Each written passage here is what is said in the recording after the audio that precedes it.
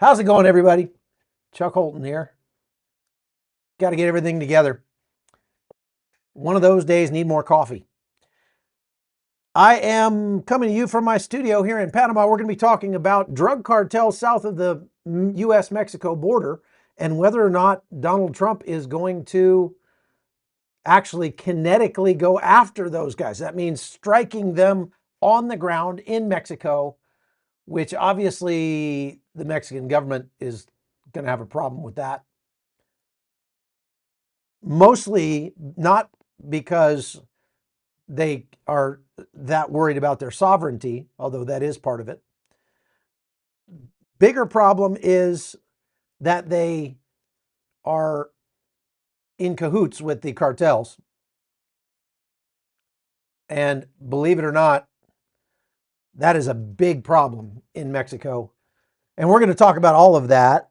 First of all, two things. I'm going to talk about the fact that the Trump administration, since day one, has so President Trump signed an executive order day one to give the, I guess, Department of Justice and the Defense Department the job of looking into the possibility of designating Mexican cartels as foreign terrorist organizations, FTOs. Now, what that does is it opens up a whole range of possibilities that gives the U.S. government the legal ability to do things that it doesn't otherwise get to do. It would allow them to go after financial organizations that provide banking services for FTOs, accounts, even things like PayPal or something like that. Any company that does business in Latin America or the United States that ends up willingly or involuntarily doing business with some of these FTOs, providing transportation, there's all sorts of things. They can go after them and sanction those companies. But they also, it opens up the possibility of actually dropping nasty surprises on people.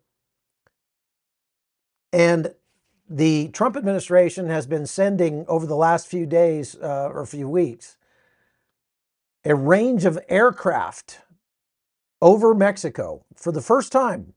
There's yes and no, but actually into Mexican airspace.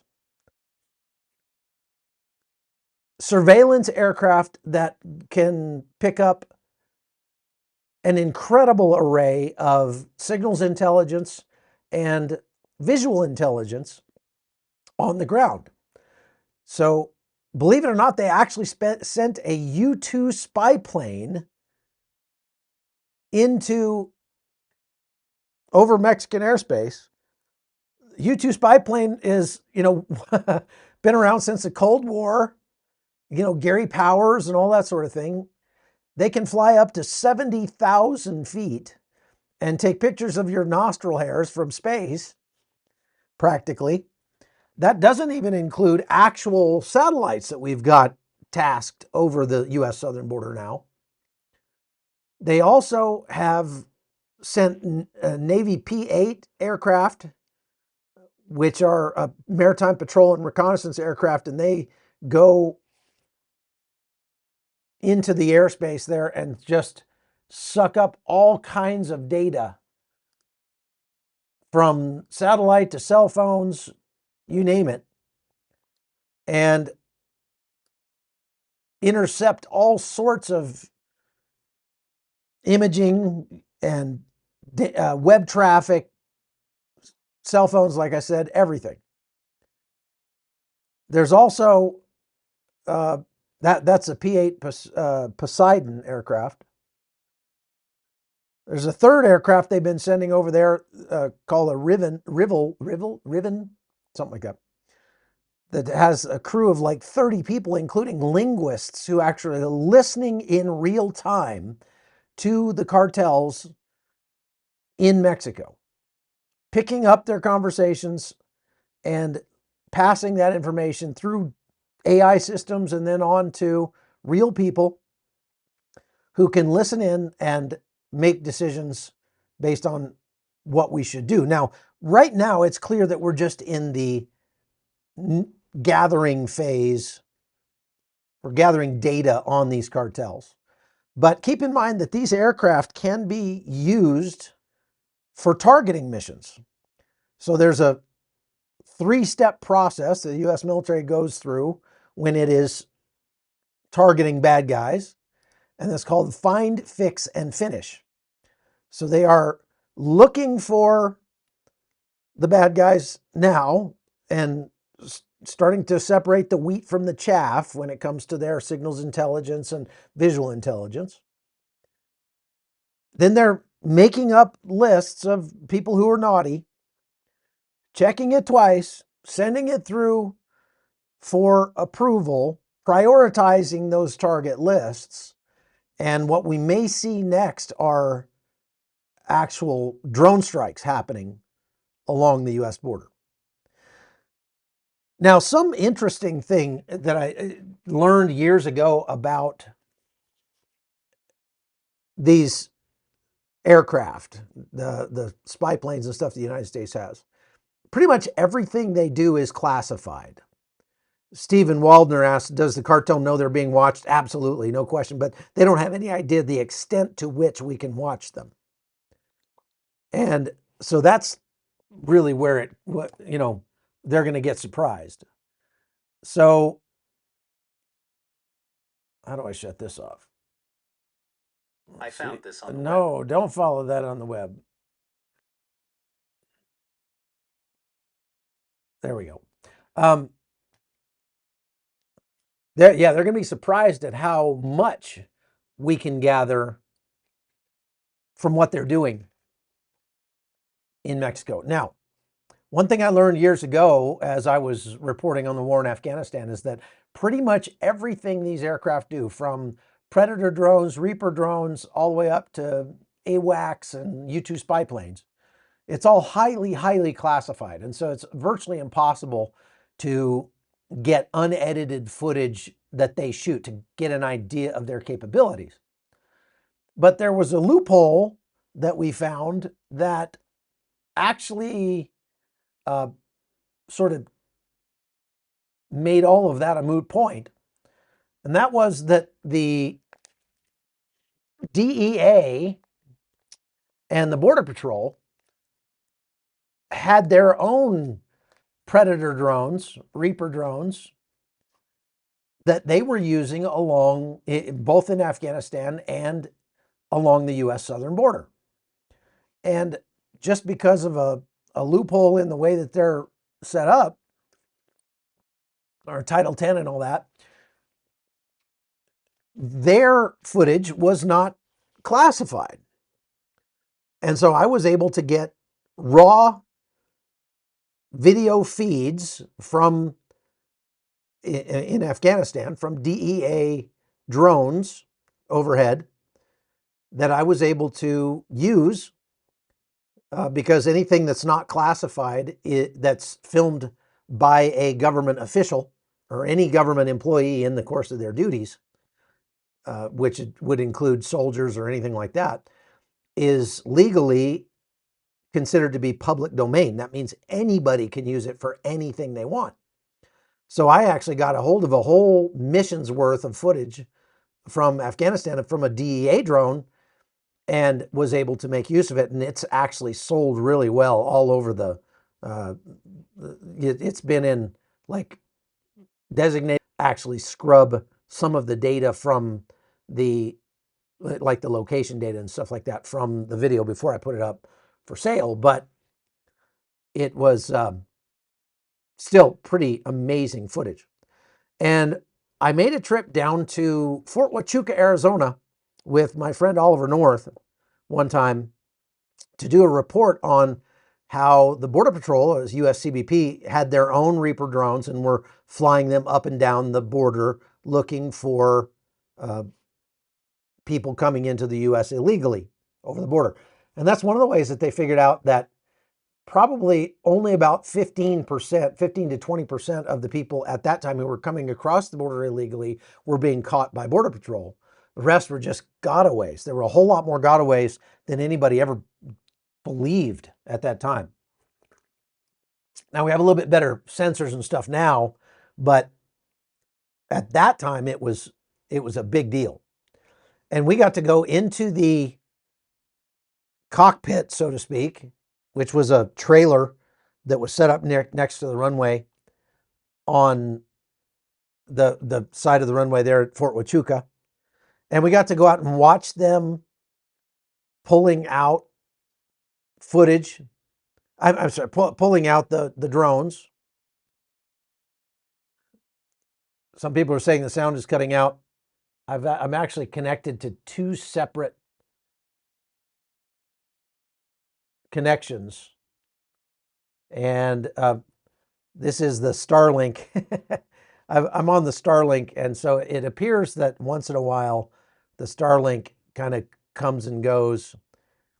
If it starts chopping up on you, try refreshing your browser and seeing if that helps, because sometimes that actually helps on your end. Yesterday we had some people who were complaining about the sound, and we found that it was because after the live was over, I went back and watched it, and there was no sound problem. So it wasn't on my end. But it does get screwed up sometimes, I think, and you might need to refresh your browser. So I'm connected to two different sources here and doing the best I can. It is pretty low right now, though. Let me see here. The speed is not the greatest at the moment. There's a storm happening outside, so that may have a problem. That may cause a problem with the audio. Let me see here. Just a second.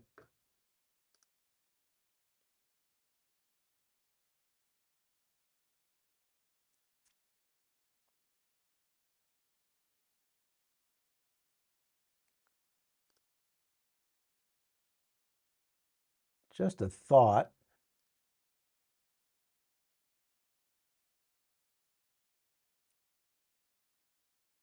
Hang on a second. We're going to better.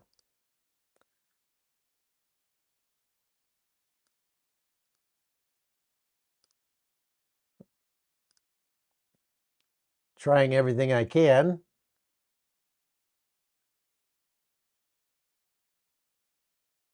All right, let's see if that's any better. Yeah, like I said, refresh your stream. That might fix your audio.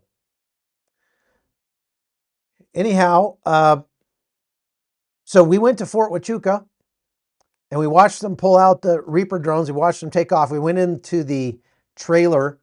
It was like a shipping container next to the airfield. And we found them. They have pilots in there. What was funny is these guys, they wear flight suits, like Nomex flight suits, just like real pilots. They wear, Nomex flight suits. Like, really? They're on the ground. They don't need to wear Nomex flight suits, but they wanted to look cool like real pilots. So there we go. They had headsets on that they used to talk with you, real pilot headsets, even though they were sitting right next to each other in a quiet room.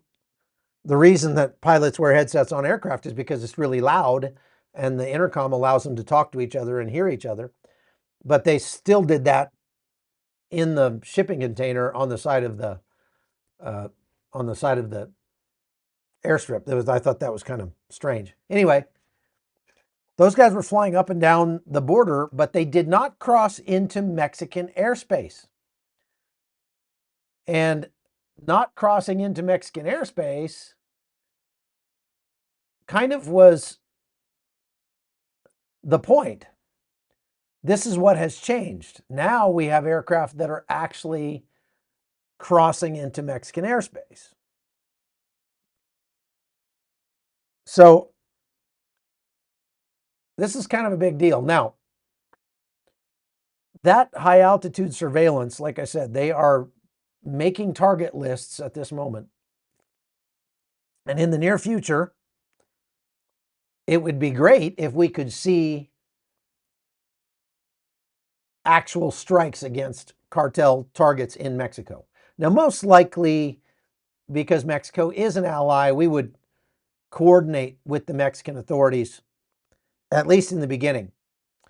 But one of the things that I think people who know Mexico, like Jaime Zapata, who was a former DEA agent who was undercover guy in Mexico, he'll tell you, the government is hand in glove with the cartels. So if we alert the government of what we're about to do, there's a good chance the cartels will get alerted and they will clear out. Or it even could put our troops in danger. So because of that, the second time, if the first time they can't hit the target because the target gets alerted ahead of time, the second time they probably will not let Mexico know they're going to do it. They're just going to start dropping bombs. What's Mexico going to do? They'll complain, they'll whine, and there's not much they can do, really. And really, all we have to say is, hey, if you would take care of this problem, we wouldn't have to do it for you. Now, let's talk about something. I want to move over to take just a moment to talk to you about some comments that were made yesterday by Tucker Carlson on his network. And I almost called this live Answering Idiots, Tucker Carlson edition. But I feel bad about that because Tucker Carlson claims to be a Christian, and I once respected Tucker Carlson as a journalist, but he has been so taken away, just carried off by Russian propaganda, that he is now literally spouting Russian propaganda as if it's fact. And I say that sadly, but Tucker Carlson is completely and 100% sold out to Russia at this point. Yesterday, I put up an article about this on chuckholton.com, so you can go and you can watch the video there. I was going to put it up on YouTube, but I here on this live, but they would probably demonetize me for that. So I'm not gonna do that. But Tucker was essentially saying, he started out by saying, well, everybody knows that the Ukrainians are just stealing all the money we're sending over there.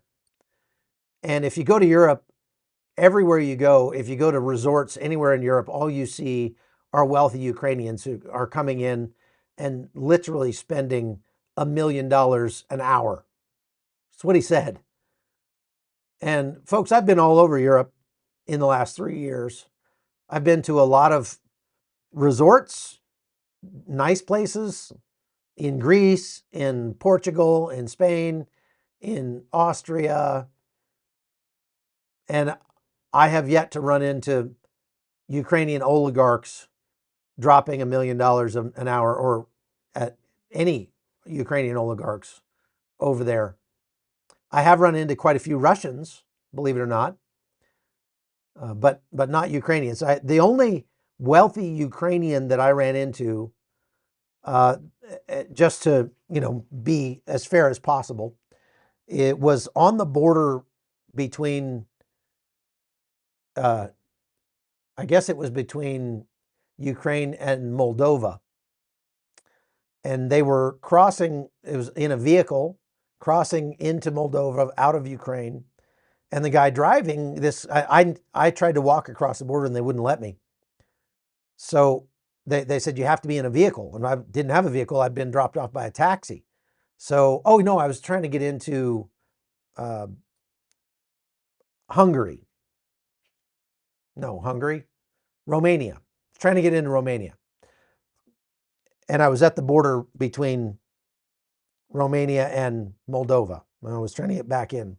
And this guy was there. So I was like just looking for a car to get a ride just across the border. So I just walked up to the first car I found, and there was a guy in there with his family. And I said, hey, do you speak English? I need a ride across the border. And he just looked at me and said, do you have any weapons? And I said, no, I'm a journalist. I'm just trying to. And he said, okay. So I got in with him and we got talking. And it turned out he was a Ukrainian guy from Kharkiv. And I started looking at this car, and this is like $150,000 BMW. And I was like, so what do you do for a living? And he said, do you know about YouTube? And I was like, yeah, I know about YouTube. He said, well, I have a YouTube channel.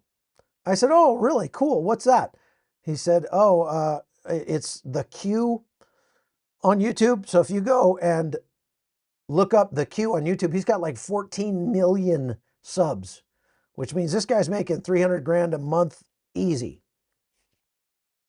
And I was like, oh, holy cow.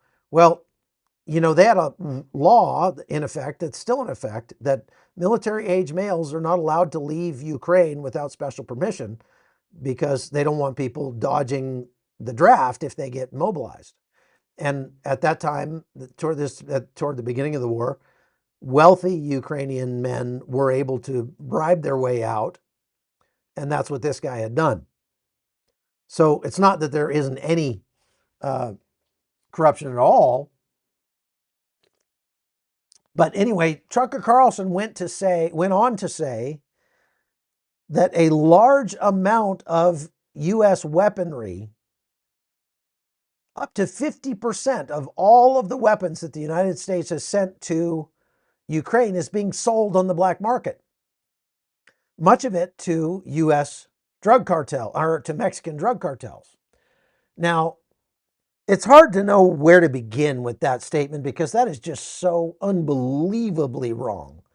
I mean, that is just not even there. It's not even a maybe. It's just it would be impossible for that to be the case. Why?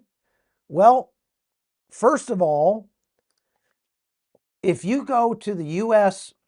Bureau of Political and Military Affairs from the U.S. government, the U.S. Department of State, I'm going to put the link in the description here in the chat. If you go to that link, they will show you a list. This was put out the day that Donald Trump took office. And it's a summary of all of the weaponry and money that's been given to Ukraine since the beginning of the war. And they claim that it was $69.2 billion in military assistance. There was some more, that several billion in humanitarian assistance on top of that. But it shows exactly what weapons, actual U.S. weapons, were given to Ukraine. And if you scroll through there, a lot of it is air defense weapons, Patriot missile batteries, NASAMS, National Advanced Surface Air Missiles, Hawk air defense systems, 3,000 Stinger anti-aircraft missiles, et cetera, et cetera. And then you go down to more than 100,000 1.155 millimeter artillery rounds, and the 177, or I'm sorry, the 777 howitzers that fired them, more than 700,000 mortar rounds, more than 50 multi-mission radars, 31 Abrams tanks, 45 T-72 Bravo tanks. Did you know the United States had T-72 tanks? more than 300 Bradley infantry fighting vehicles, more than 400 Stryker armored personnel carriers, more than 900 M113 armored personnel carriers, and so on and so forth. If you go back through this list, these are not pistols and AR-15s. I mean, there were some of those, but the vast majority of the stuff we've given them are very large weapon systems. They're the kinds of weapon systems that are going to be very difficult to sell out the back door in Ukraine, not to mention the fact Ukraine desperately needs every single thing that we've given them and more. Ukraine is trying to survive as a country right now. And I have been there. I've actually, tracked this weaponry from the Polish border all the way to the front lines in Ukraine, personally tracked it. The stuff that I was tracking definitely got where it was going, out on the front lines. I've asked the troops on the front lines every time I've ever been out there, are you getting the stuff that the United States is sending? And they all say yes. Now, a lot of people are asking about the interview that Volodymyr Zelensky gave to a female reporter the other day, where he was saying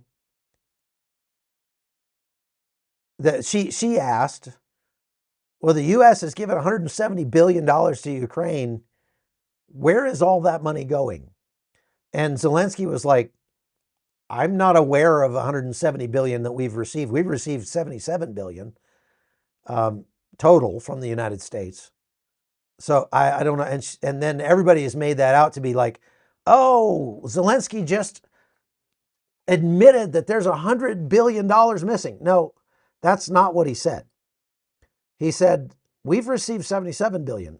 Well, if you go to this report that was put out the day Trump took office, it lines up pretty close with what Zelensky said. It says that the U.S. has given $69.2 billion in military assistance in the last 3 years to Ukraine, and the rest of that $77 billion was humanitarian assistance. The difference between the $170 billion and the $77 billion is the difference is money that has been pledged to Ukraine but has not been released yet. Because the Biden administration pledged weapons and money all the way out to 2032, annually. The weapons that were given to Ukraine were given under something called the Presidential Drawdown Authority, which gives the president the authority to look at the arsenal the United States has and say, these weapons are at or close to their use-by date, and so it doesn't look like we're going to use them, so let's give them away. And they often do that. They give stuff to Colombia, and they give stuff to Israel, and they give stuff to lots of countries around the globe. Gave helicopters to Panama, for example. So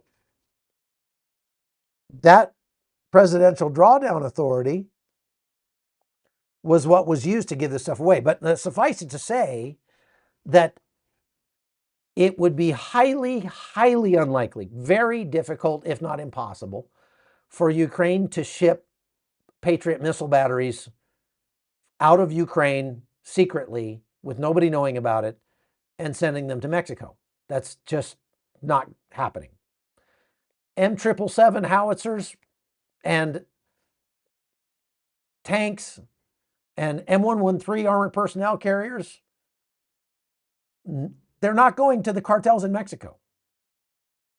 The cartels in Mexico don't have and wouldn't know how to use any of those weapons that we're giving them. You have to be trained to use any of that stuff. Even a javelin or a stinger takes some training. You can't just pick that thing up and figure out how to use it.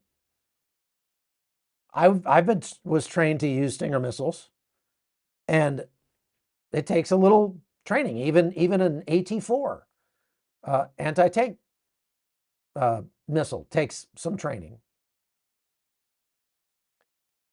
So even if Ukraine was, for some reason, putting its own existence at risk by selling American weaponry out the back door, and somehow was able to secretly move it all the way across the ocean to Mexico. If they did that, the Mexican cartels wouldn't know how to use the stuff. And the first time that they tried, that would get picked up by American or Mexican government censors, and that would be a problem we would deal with right away. Do you think we wouldn't know? Do you think the U.S. military would not know if a javelin, per se, for example, got picked up in Mexico, that it had come from Ukraine? We know the lot numbers of the weapons that we've given to Ukraine. If that stuff starts popping up in anywhere, Burma or Middle East or someplace, we're going to know, and that's going to come down on Ukraine. And Ukraine knows that. When I was there were two instances where they found that there were small rings of Ukrainian soldiers who were trying to sell small arms, just AK-47s, on the black market. And they were caught, they were prosecuted, and they were put in jail. That was just AK-47s. Now, so that just it's really unfortunate that somebody like Tucker Carlson could be so taken in by Russia. And if you go back and watch the videos that I've done recently on propaganda, on how Russia is full court press trying to influence American politics through propaganda. That was just a couple days ago on my live. Last Saturday, I think I did that. It's unbelievable that somebody like Tucker Carlson, who's been a journalist for a long time, can be, and other people that are in his orbit, like Candace Owens and people like that, can be so taken in by the Russian propaganda. It just makes me think somebody's paying them. They got to be making money on that. And if they are, that would be treason. You are there's a line there where you go from being an unwitting idiot and a pawn of the Russian government, and you're just swallowing fantastical Russian claims like they're fact, to a paid shill for Russia. And when you cross that line, you become a traitor to America. And I honestly, I hope Tucker Carlson is just fantastically misled. I hope he's just stupid and he's not a traitor. But we're seeing them with this, there's this whole cabal of right-wing personalities that are jumping on the bandwagon about all this stuff. And I get it. I mean, look, yeah, Ukraine wants very badly to be European, and Europe's, globalist and liberal, and conservatives don't like that. Okay, I get it. I understand. But look, you don't get to make up your own facts. I'm sorry.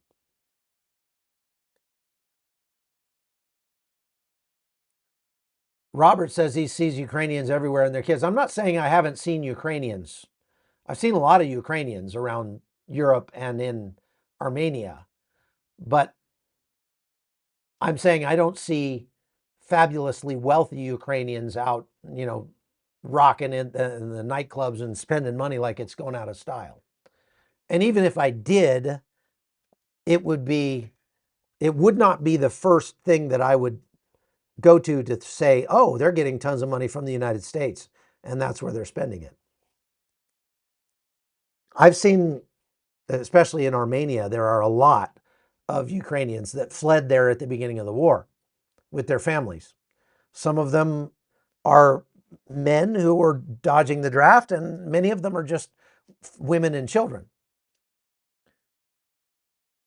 But they're not out spending American tax dollars. I can tell you that for sure. Because the ones I see are usually standing on a street corner playing a guitar, trying to make money, trying to pay their bills. They don't have a ton of money. So, yeah, very sad about Tucker Carlson, and sad that there are so many people who listen to him and are going to believe that garbage. But let's get back to the real threat here from the cartels, because if you want to know who is supporting the cartels, it's actually easy to find Russian influence assisting the cartels. Okay, so there's two more things big things I want to hit here before I get done with this live, but I've got a hard out in 20 minutes because we're doing another live on locals as soon as this live is over. So at 1 p.m. Eastern in 20 minutes, I'm going to be going live on my locals channel to talk about a terrible, terrible story about one of our viewers who has been scammed out of thousands of dollars trying to help people in Israel, trying to help families in Israel. And you need to know about this, folks. If you care about Israel and you want to help people in Israel, you need to know about what we have found that's going on. It's a massive scam that's taking place that is bilking Americans out of probably millions of dollars with this scam and using the suffering of the Israeli people to do it. It's really egregious, and it's something you definitely need to know about. So I'm going to go live over at chuckholton.com at 1 p.m. Eastern to talk about that. But before I get to that, number one, the Wagner Group, which is a wholly owned subsidiary of the Russian military now, has been very, very active in Latin America over the past 10 years. And they have been supporting left-wing causes, specifically Cuba, Venezuela, and Nicaragua, because those are the most communist governments in Latin America. They've been assisting those, training and giving money to and assisting those organizations or those governments with sending agents provocateurs into other Latin American countries to try to influence their politics in a way that will cause more countries to start to shift more toward the communist mindset, hard left mindset.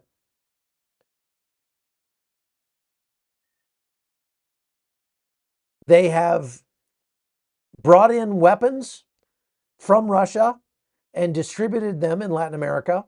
Some of those have made their way to Mexican drug cartels. So Tucker Carlson is literally 180 degrees wrong here. He's saying the Ukrainians are selling American-made weapons. No, the Russians are selling Russian-made weapons in Latin America through the Wagner Group. The Wagner Group has also been implicated in drug and human trafficking, especially out of Venezuela and Cuba. In Venezuela, they sent probably a battalion plus of Wagner Group mercenaries to protect President Maduro in Venezuela about 5 years ago, when Juan Guaido was recognized as the legitimate president of Venezuela by the United States. And there were, it came very close. There was some popular uprisings against Maduro that looked like they were about to kick Maduro out of the country in a coup. And China and Russia both sent troops to protect Maduro from his own army, because there were a lot of people in the Venezuelan military that were uh, actually defecting and coming over to the Colombia side and trying to get out of Venezuela. I interviewed some of those soldiers firsthand and still keep in touch with some of them. So I know that is happening. They told me, look, there's a ton of Russian troops in Venezuela right now, in Caracas, around the presidential palace, protecting Maduro. And they're still there.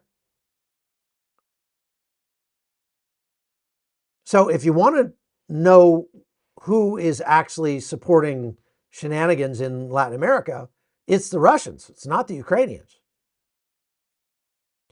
And the United States should be paying more attention to that, to say nothing of the fact that Hezbollah has a strong presence in Latin America, especially in Venezuela and down in the tri-state area between Uruguay, Paraguay, and Argentina. It's crazy.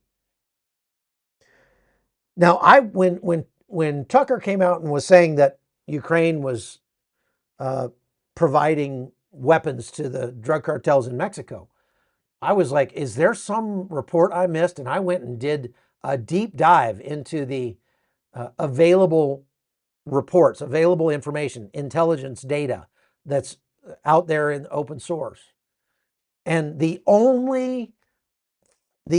literally the only source that is out there on the internet that is claiming that the Ukrainians are providing weapons to the Mexican cartels was Tucker Carlson himself.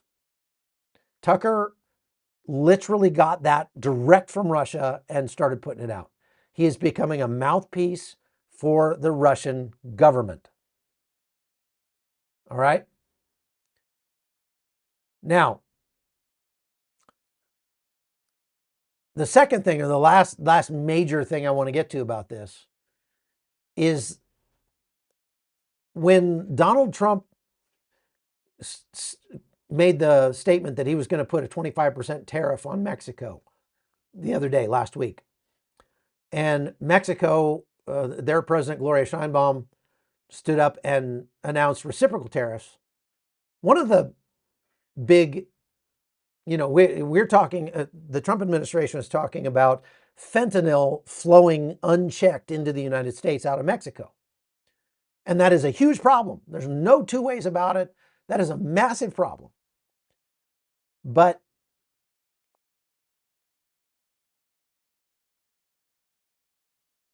the reply that Sheinbaum gave to that was, well, you got a lot of room to talk, Donald Trump, because weapons flow unchecked out of the United States into Mexico.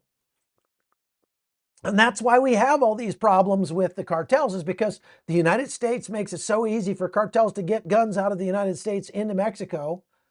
And the cartels are so well armed because of the free access to guns in the United States. Well, when I did that deep dive into the data, here's what you will find. Here's what I found about that. So there was a Rand Corporation study that was done in 2011 where they looked at the weapons that are found at crime scenes in Mexico that had to do with cartels. Okay, any place where the cartel commits a crime, and then the investigators from the Mexican government come in and they find weapons, they pick up those weapons, they catalog all those weapons, okay, and they put them into a database. And the Rand Corporation got a hold of the database, went through the database to try to find out how many of those weapons are the fault of the United States. And here's what they found. First of all, a good portion of the weapons that are found at crime scenes have the serial numbers ground off of them. And so there's no way to know exactly where they came from. Um, but so that's one percentage. Of the ones that are traceable, about 80% of them are American made weapons, or they're weapons from the United States. However, here's the but. There's always a big but in there somewhere. There's always a but. When you dig deeper into the 80% of the weapons that are picked up at cartel crime scenes that come from the United States, what you find is that, I'm sorry, I said 80%, it's 70%. 70% of them come from the US. Of those 70%, 80% of them are American military grade weapons that were sold legally to Mexico, to the Mexican government, by the United States government. Okay, did you hear what I said? 80% of the US made weapons that are used by the cartels were sold by the US government to the Mexican military, and then subsequently went AWOL from the Mexican military, whether they got purchased or whether they just got stolen or whatever. They were legally transferred to Mexico by the US government. And so for Gloria Steinbaum to say all these weapons are coming from the United States and it's the US's fault, well, no, actually not. It's the Mexican government's fault for losing or selling legally acquired weapons that happen to be made by the US to the cartels. And only 20% of the remaining weapons were not. Okay, so of that remaining 20%, only about 2% were purchased in the United States through what they call straw purchase. That's where a guy, an American citizen, goes in, buys a gun, passes a background check, acts like he's buying it for himself, but then he goes and gives it or sells it to somebody who smuggles it across the border. So only 2% of the weapons came from straw purchases. Now, there's a whole different group of weapons that are found or captured from the cartels, or the cartels are using, that there's another way to prove that they don't come from American gun stores where Billy Bob goes in and buys a rifle and then sells it to the Mexican drug cartels or chucks it across the fence or something. How do we know?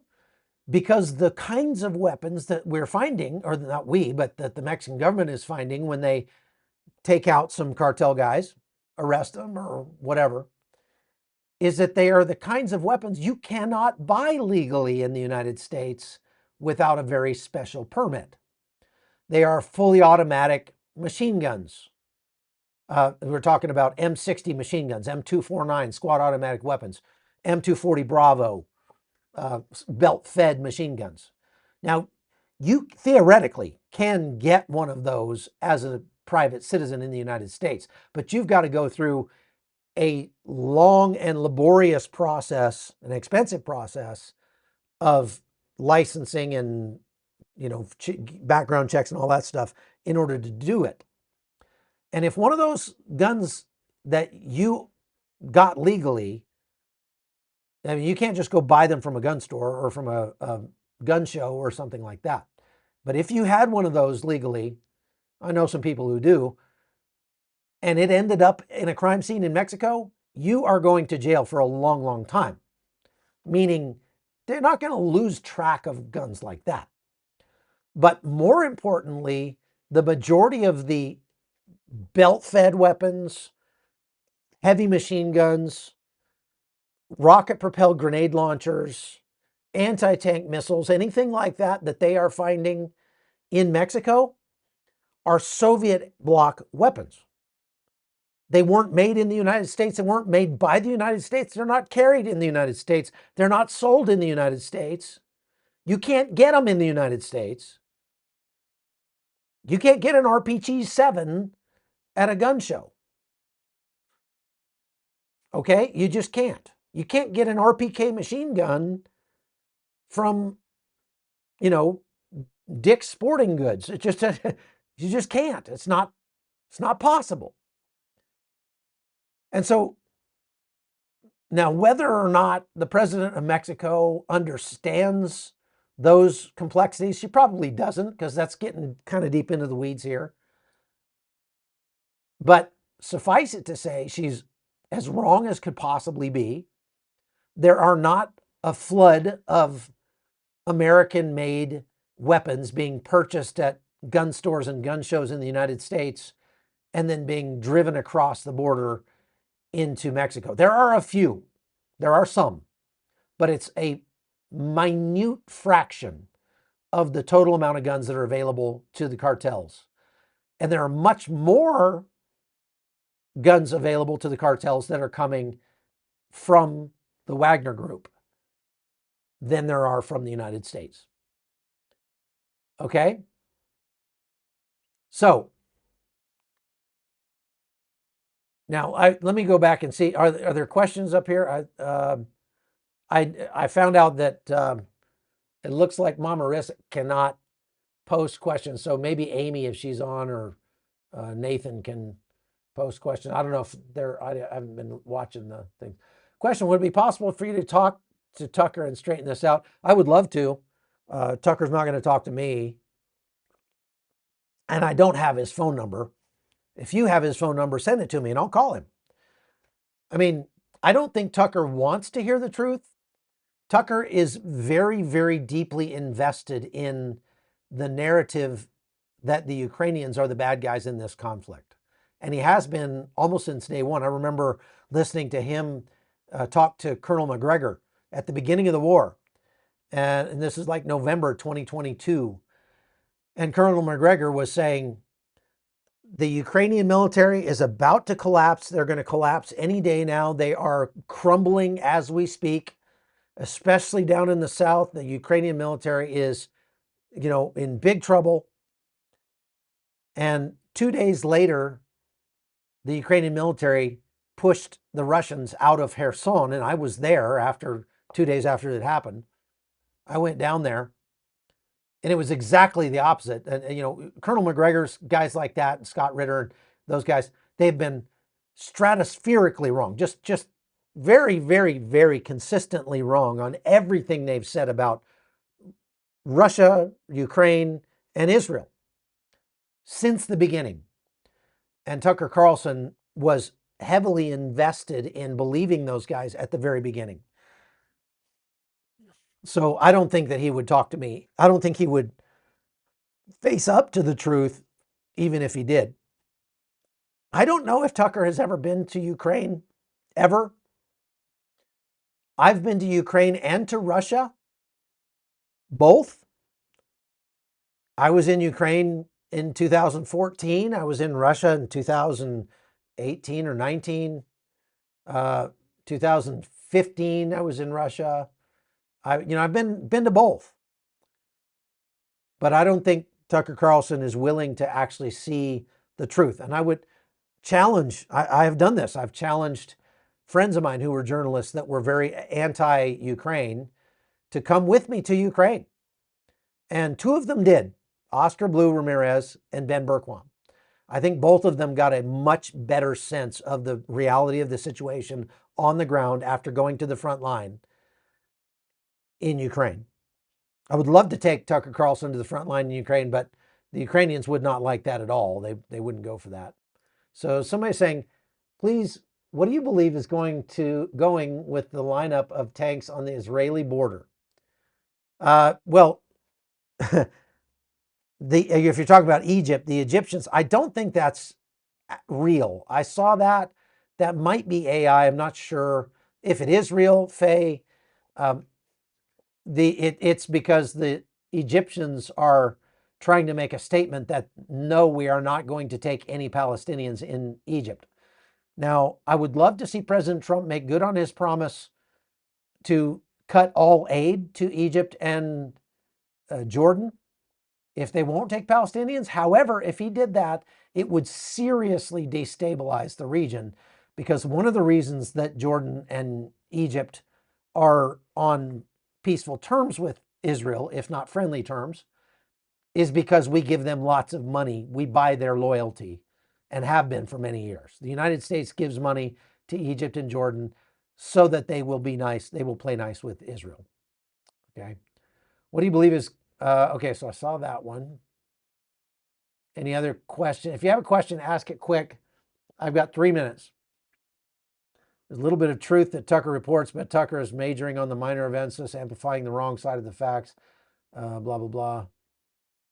There's no truth in what he's saying about Ukraine funding the Mexican drug cartels. That definitely is not, no, not happening. All right, shouldn't Ukraine be Europe's EU's problem? Well, depends on how you feel about Russia having more influence around the world. Is that a Ukrainian flag on your shirt? Yes, this is from a Free Burma Rangers operation or mission that I did into Ukraine year before last, taking humanitarian aid into Ukraine with the Free Burma Rangers. Question, how would you combat the cartels? Well, I think it would be great if they would designate them as FTOs, go after their financing, and it would be really, really popular with the American people to see the U.S. military going hard against the cartels. That's all I'll say about that. Okay, I got to go because I'm going to go live over at Locals in 1 minute. So go to chuckholton.com and you can join me over there. God bless you. Thank you very much for watching, and we'll see you next time.